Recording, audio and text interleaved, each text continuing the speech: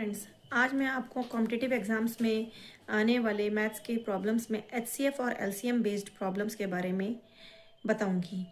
Mostly exams में HCF और LCM वाले जो प्रॉब्लम्स है वो पूछी जाती हैं और बच्चे उनमें अक्सर कंफ्यूज हो जाते हैं, जबकि वो बहुत ही इजीली सॉल्व हो सकती है। बस हमें एक छोटा सा फॉर्मूला याद रखना होता है। फॉर्मूला आपके सामने दिया हुआ है। HCF multiply by LCM is equal to one number into other number, मासा इंटू लासा इक्वल टू प्रथम संख्या इंटू द्वितीय संख्या। ये एक छोटा सा फॉर्मूला है। जब हमें एचसीएफ भी दिया हुआ है, एलसीएम भी दिया हुआ है, एक संख्या दी हुई है और दूसरी संख्या पूछी गई है। जैसे कि एक प्रश्न आपके सामने लेके आई हूँ। The LCM and HCF of two numbers are 120 and 12 respectively. एक दो नंबर हैं जिनका एलसीएम और एचसीएफ 120 एंड 12 है।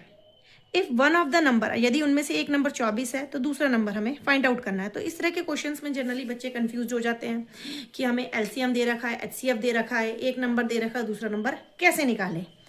क्योंकि दिए हुए नंबर के जनरली बच्चों को क्या आते हैं, एलसीएम आते हैं निकालने, एचसीएफ आते हैं। लेकिन जब एलसीएम दे रखा है, एचसीएफ दे रखा है, एक नंबर दे रखा है, दूसरा कैसे निकालें, तो उस केस में ये फॉर्मूला बहुत हेल्पफुल होगा। क्या करना है, सिंपल सा हमें ये फॉर्मूले में वैल्यूज रखनी है। देखिए, एचसीएफ इंटू एलसीएम। एलसीएम की वैल्यू क्या है हमारी, एचसीएफ की वैल्यू है 12 और एलसीएम की वैल्यू है 120। प्रथम संख्या एक नंबर दे रखा हमें 24 और दूसरा हमें निकालना है। आपके सामने है, सिंपल सा देखिए, सिंपल कैलकुलेशन है, बाकी कुछ नहीं है। 12 into 120 is equal to 24 into other number. तो सिंपल सा हम कैलकुलेट करेंगे तो दूसरा नंबर हमारा आया। बहुत सिंपल कैलकुलेशन है, सिंपल सा मल्टीप्लाई और डिवाइड है, गुणा भाग है। तो दूसरा नंबर क्या आया हमारा 60। बहुत ईजिली ये कैलकुलेट हो गई है।